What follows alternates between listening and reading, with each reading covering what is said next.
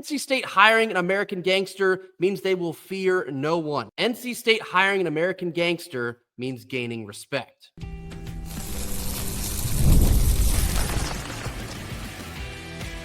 You are Locked On Wolfpack, your daily podcast on the NC State Wolfpack, part of the Locked On Podcast Network, your team every day. What's up, Wolfpack Nation? It's time to get locked in with Locked On. Thanks for making Locked On Wolfpack your first listen each and every day. We are free and available wherever you get your podcasts and on YouTube, part of the Locked On Podcast Network, your team every day.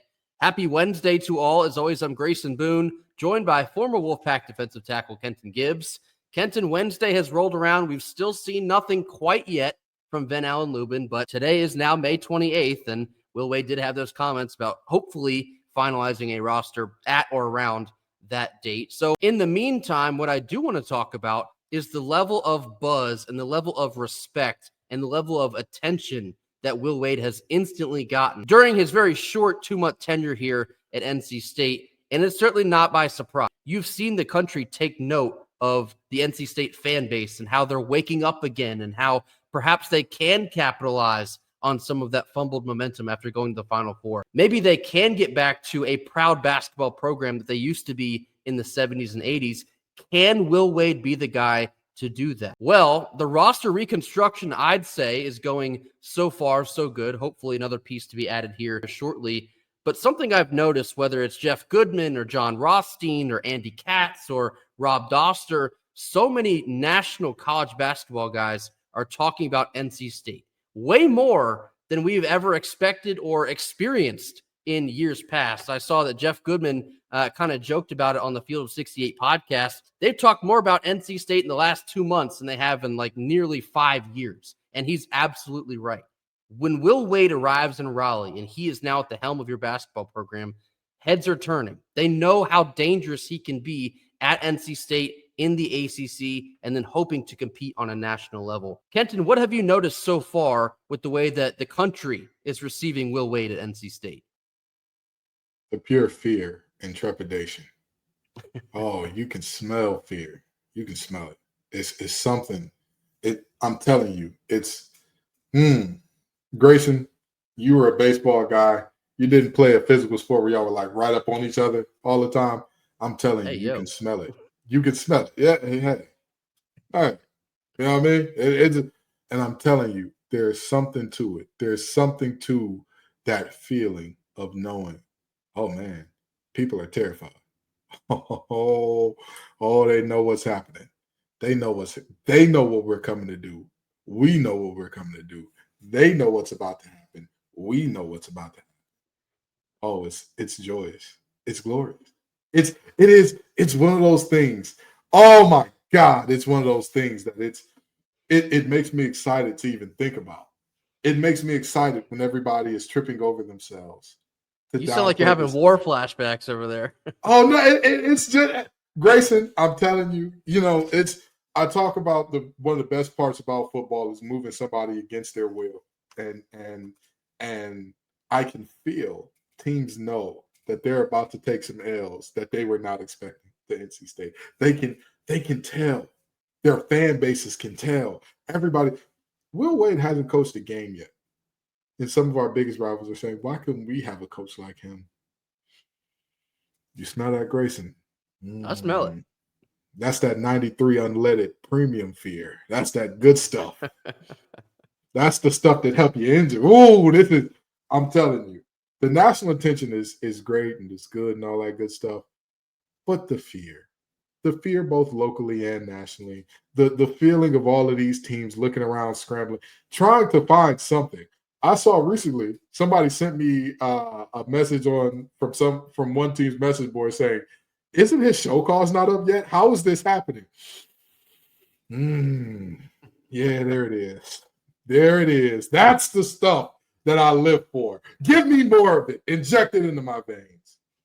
To think about the level of recruiting that Will Wade has achieved still under that show cause, meaning that he himself cannot go off campus and recruit. Imagine what this can soon look like when he can, because that ends, I believe it's like the end of June. It's like June 21st, 22nd, somewhere around that time frame.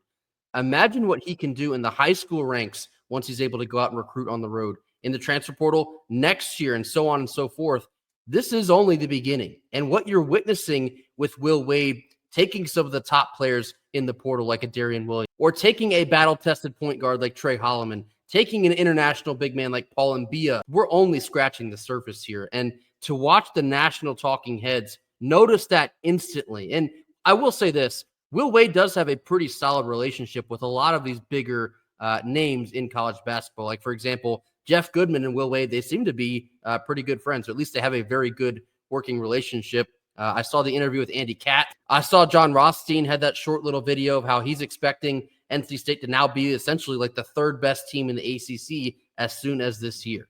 It's all coming together. And to watch this team puff their chest out and know what they have at stake here and feel so confident that they are going to get it done.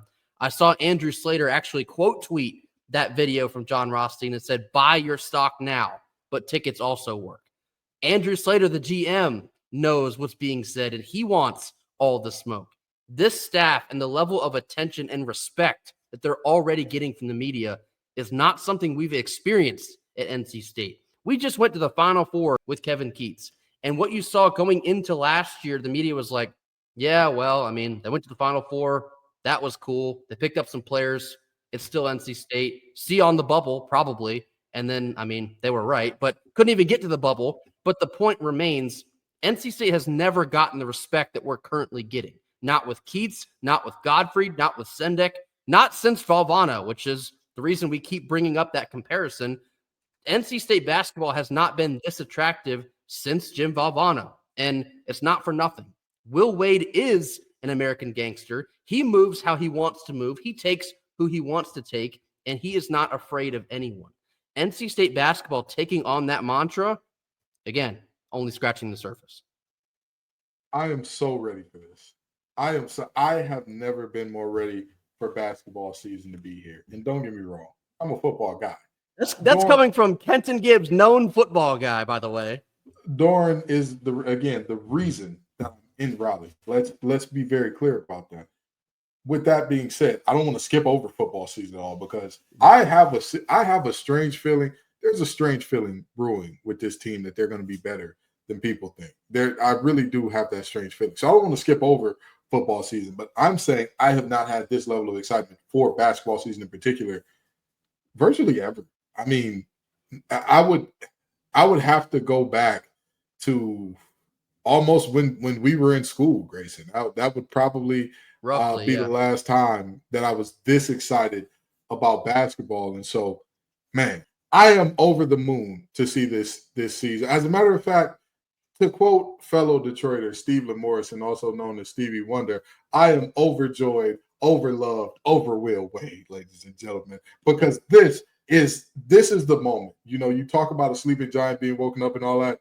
Everybody hears those footsteps. Everybody hears the earth moving because NC State has arrived back where we're supposed to be.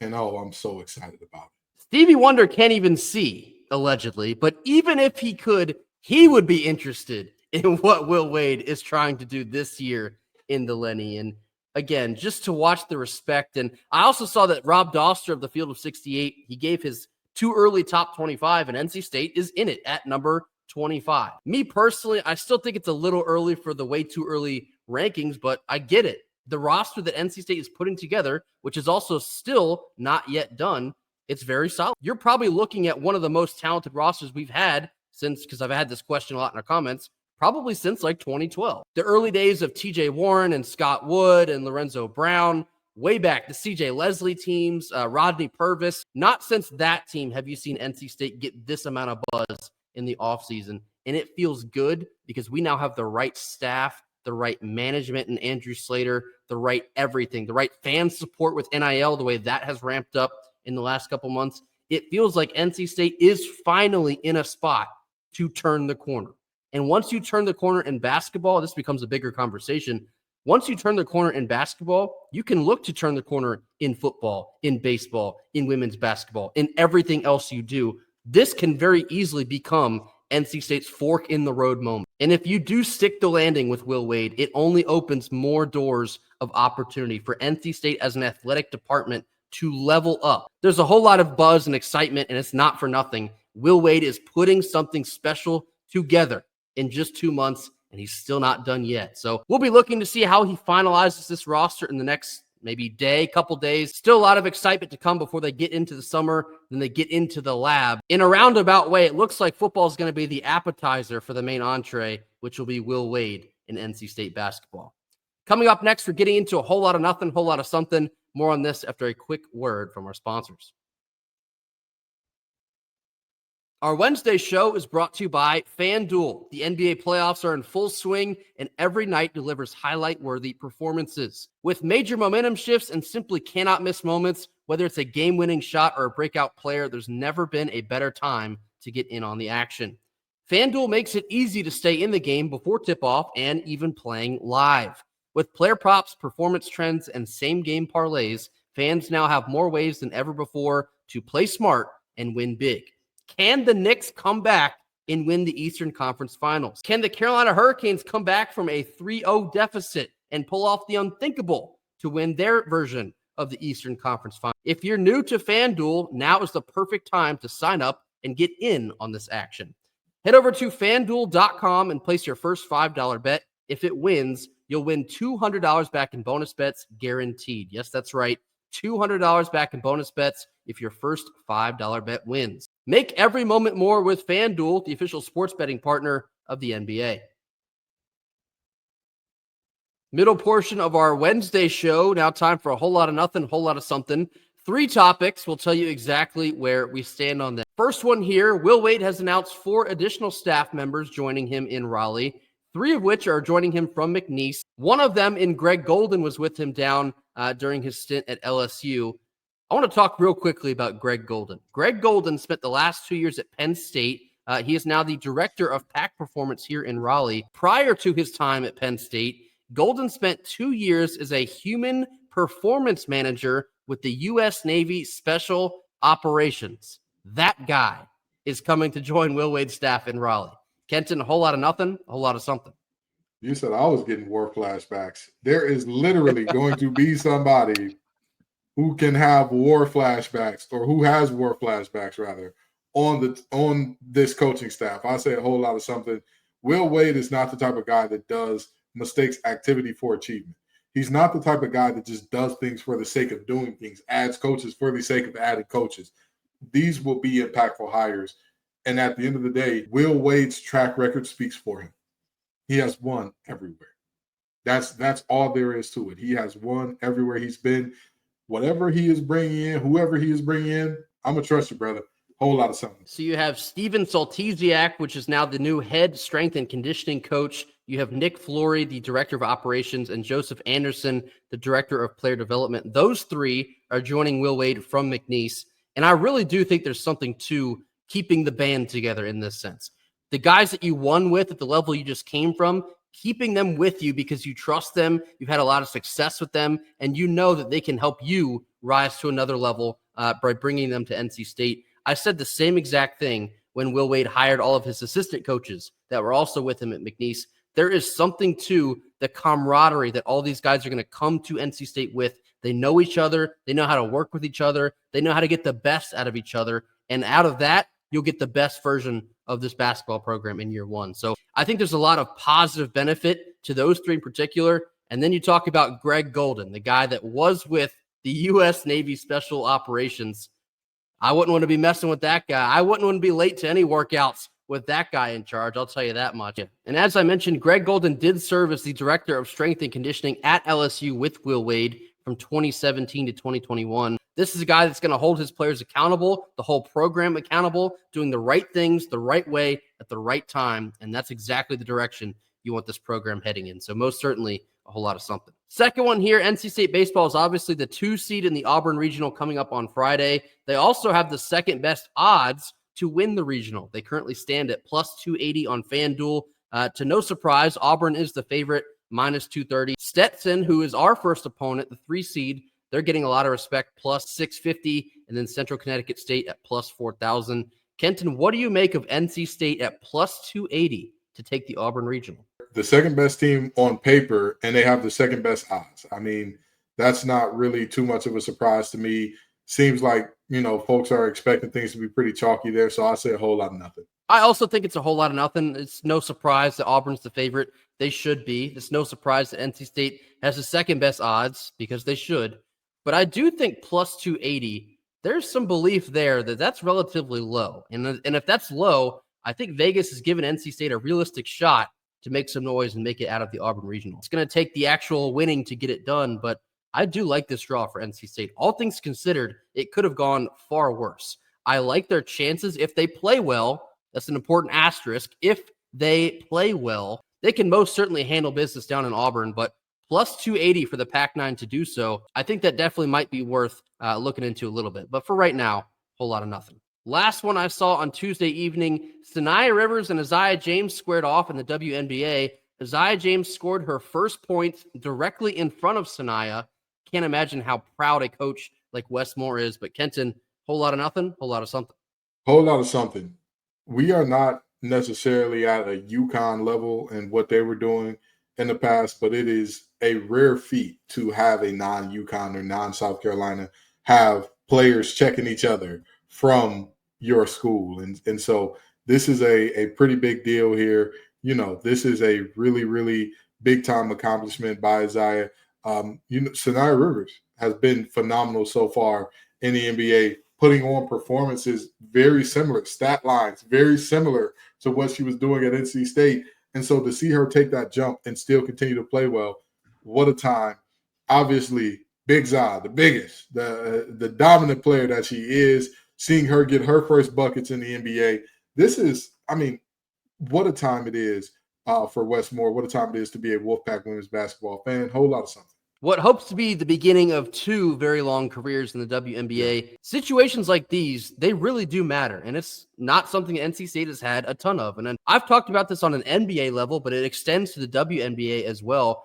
NC State's not had a ton of representation at the professional basketball level in terms of players leveling up and staying in the league. The most recent has probably been TJ Warren, I guess Dennis Smith if you count him, but the WNBA has been kind of a mountainside to climb for Wes Moore's girls. Elisa Cunane couldn't get in there. Reina Perez had struggles getting in there. But to watch Isaiah James and Sanaya Rivers get not only drafted close together in the first round, but to watch them compete against each other merely weeks later, this matters for NC State in that brand recognition. I believe it was the ESPNW Twitter page tweeted the video of Isaiah James scoring her first points in front of her NC State teammate. You might not notice it. You might just kind of glance past it. But small sentences like those, they matter. Watching ESPN put NC State players, NC State did this, NC State did that. Sanaya Rivers and Isaiah James were teammates at NC State. That stuff matters for brand recognition. That stuff matters for recruiting later on down the road. Wes Moore can use that clip and say, look what two of my players did merely weeks after the WNBA draft. Look what you can develop and be at NC State. You can be next. Moments like these have eluded NC State for quite some time in both the NBA and the WNBA. Very heartwarming moment to see Isaiah and Sanaya doing it at the highest level in the WNBA on Tuesday evening. Whole lot of something for me. And coming up next, we're going to round out our Wednesday show talking more about the college football playoff. Another move has been made. Kenton and I actually have differing opinions on this. We'll tell you why after a quick word from our sponsors. Last couple minutes of our Wednesday show, rounding out with some talk about the college football playoff. There's been some discussion about expanding it yet again to potentially 14 or 16 teams. That has not happened yet. It still stands at 12. But the newest regulation that they have changed, the format will change to straight seeding models as opposed to last year where, the highest ranked four conference champions were the top four seeds and the rest kind of filled in behind that. There was some discretion on how fair that is and how it kind of shapes out the bracketing and what kind of games you get in the first round. So in my personal opinion, moving to a straight seeding model where it's purely 1 through 12, I do think that makes the most sense. And you're more than likely going to see a lot better games in the first round, not as many blowouts.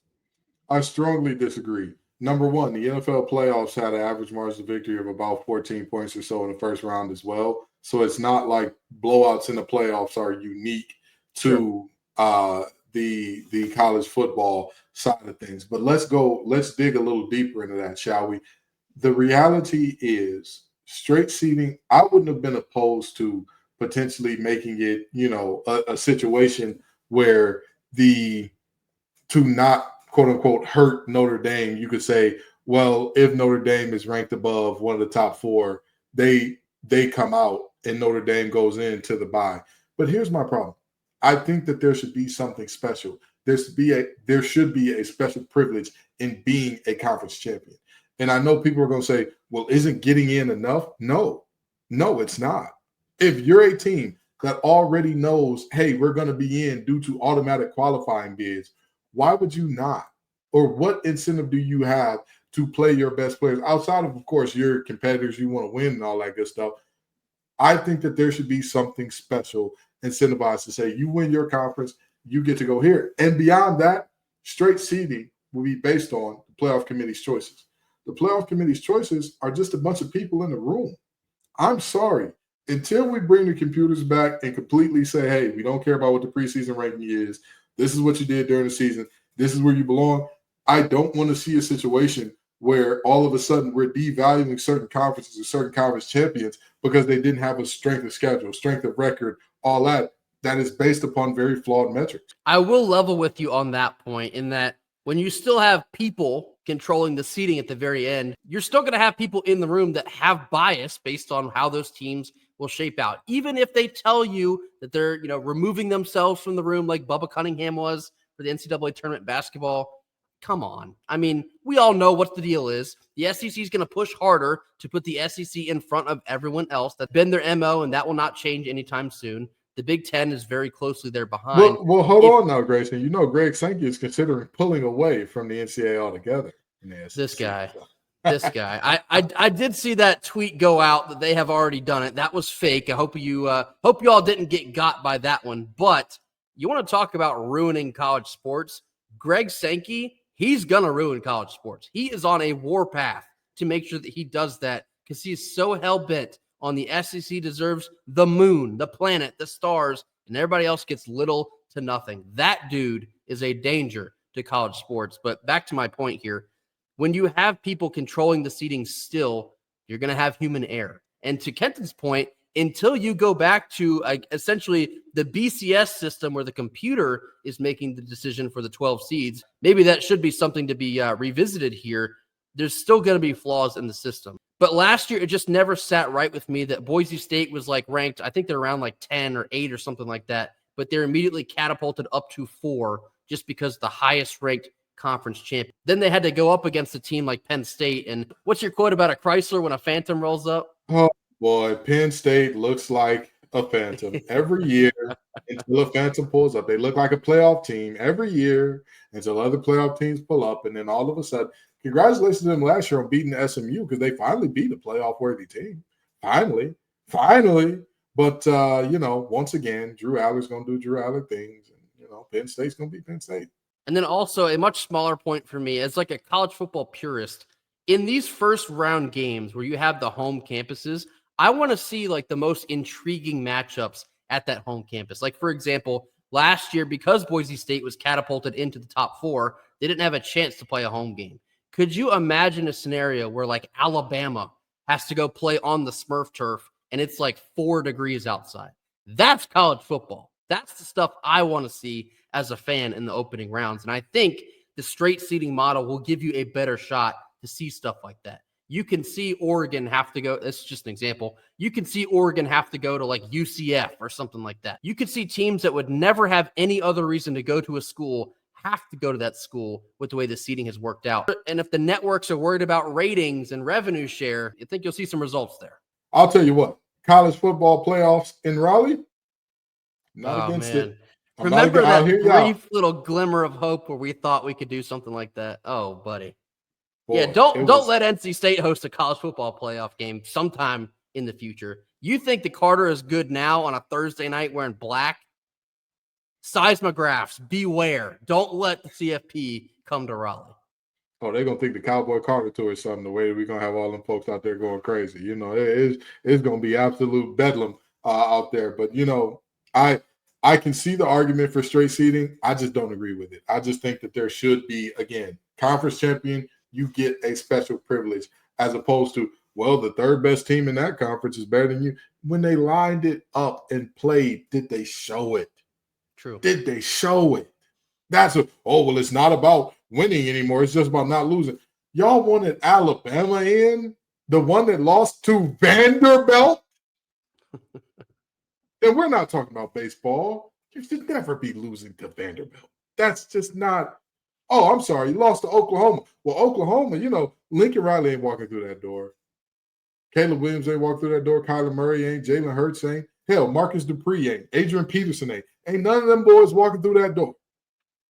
So, again, I think that it's a situation where when you leave it up to the committee, we're going to see some shenanigans and whatnot. But if we are to see those shenanigans, I want to take the committee out of it as much as possible. No clue at all, they say. That will do it for us here on Wednesday. We want to hear your thoughts. What are your thoughts on the straight seeding for the college football playoff? Give us your thoughts on NC State basketball in the media, the love and attention that Will Wade is getting amongst the national college basketball heads, the level of respect that is being placed on NC State basketball long before they tip this thing off in November. And give us your thoughts on anything else you have on your mind as well. Mash that subscribe button if you have not already. We'll catch you right back here tomorrow on Thursday for more. And until then, go Pack. Go Pack.